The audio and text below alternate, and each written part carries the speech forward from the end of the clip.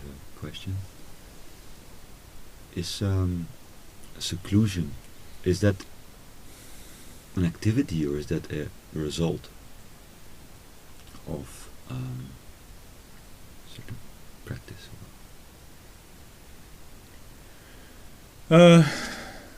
Both, depending how you look at it. So it has to start as an activity.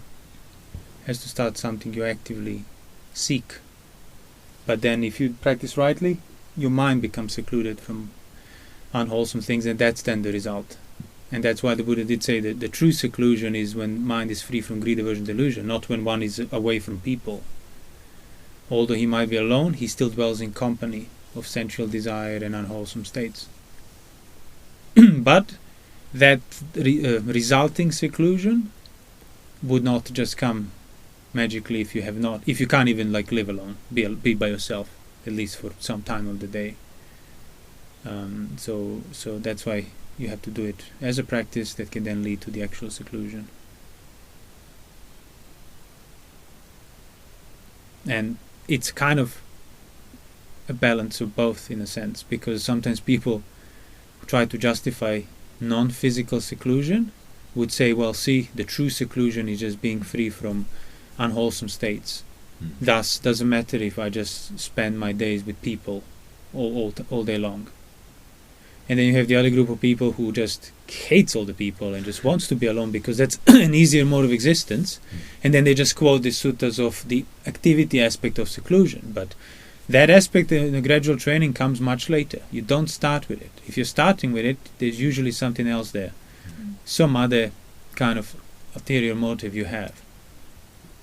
Yeah, so basically the Buddhist teaching could actually be very easily wrongly grasped to actually enforce your version.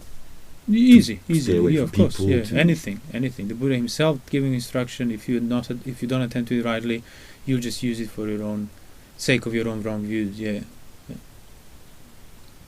It's interesting in the suttas, is to be content in solitude or to delight in seclusion is considered quite a high achievement. Yeah, work. It's really work just to get there. Yeah. And I mean, one thing to consider in regard to that is if for a monk at that time, dwelling in solitude wouldn't necessarily mean quite the same thing as it would today. As in, it would not just be, okay, I'm in a room on my own, but whenever I want, I can contact somebody, or I can access some distraction or whatever. It's really, I'm in my own on a forest, and even if I want to, there is nobody around. So it's to be content within that environment is quite a high achievement. Yeah. So it's not just I'll go on my own and I can do whatever I want, and go back and contact people or be wherever I want. It's you have to kind of put yourself into that mental state, even if you're not in this. You don't have to kind of, I don't know, I'll go up on a mountain and forsake everything, but into that, that mental state of, okay, isolation and complete isolation. Ultimately, I mean, that's obviously then a training that you have to work towards. Difficult thing to do, to delight in solitude. But once there's delight in solitude, the goal is quickly achieved. Yeah. There's that discourse. Yeah, because it's the whole gradual training we talk about. That's what it leads to. Delighting in solitude. And it's preferring it. Just to be literally alone, even without anything to do with it, without anything. Yeah, of course, exactly. yeah. The non-activity, the true non-activity, yeah. Just to be alone with yourself, which is the most.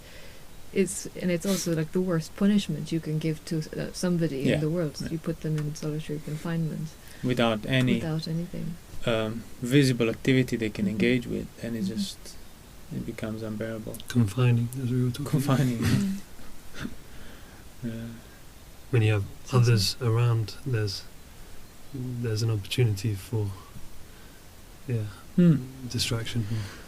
But again, you do have to emphasize that It's not just something, okay, so I'll just train for solitude. You train by keeping the precepts, guarding the sense doors, don't give rise to unwholesome states, certainly don't act out of them. And then delight in solitude will come as a result of that then you can actively develop further.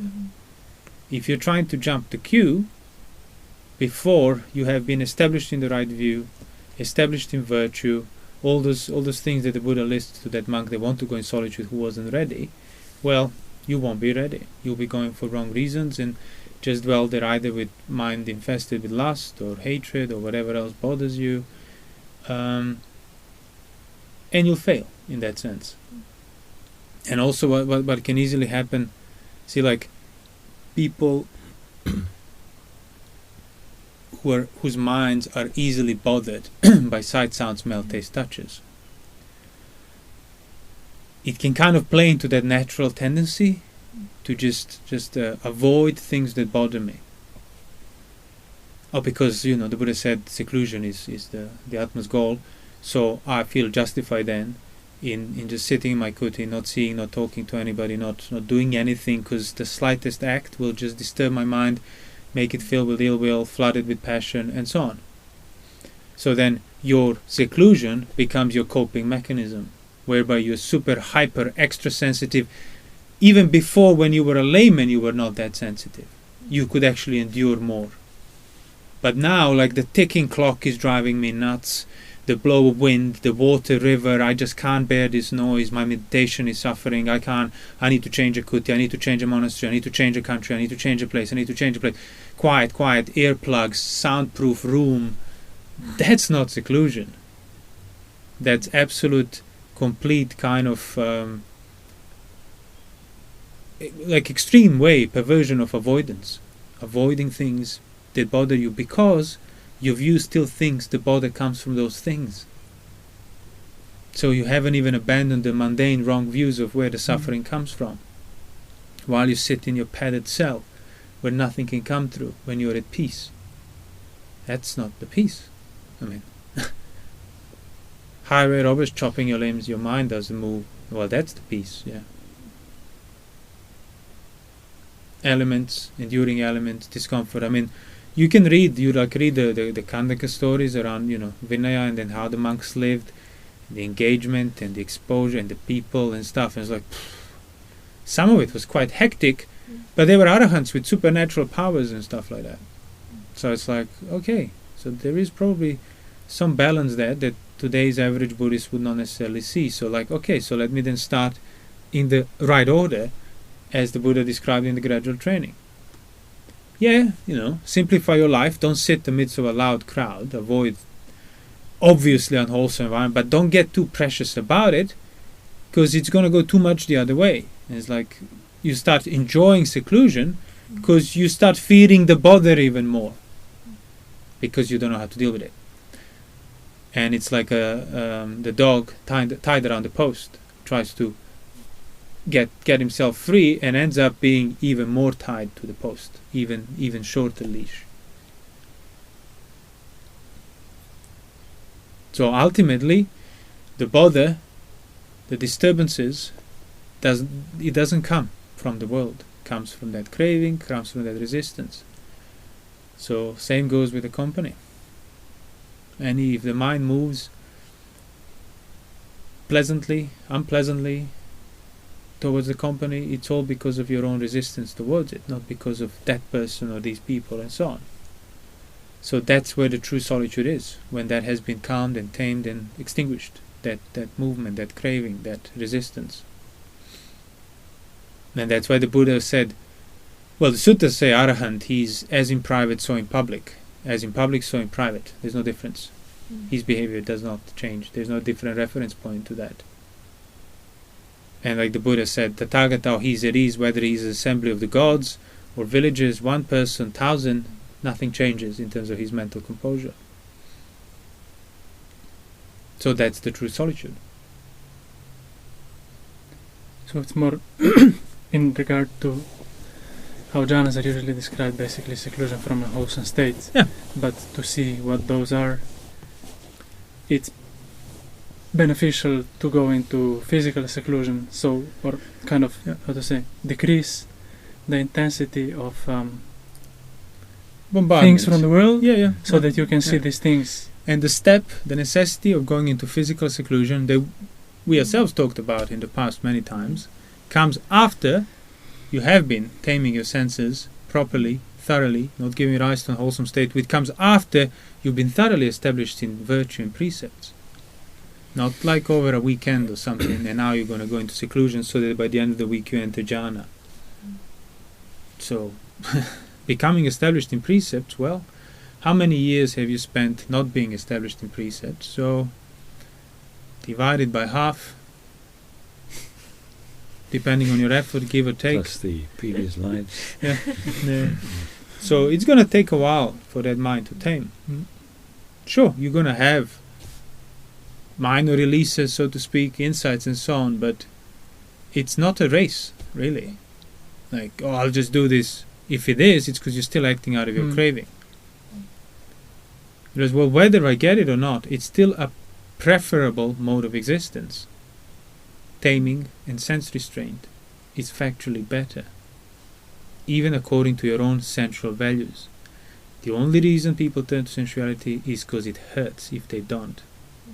So first you're touched by pain, that's why then you seek delight and pleasure and so on. And that's why you would also want to not be touched by that pain in the first place.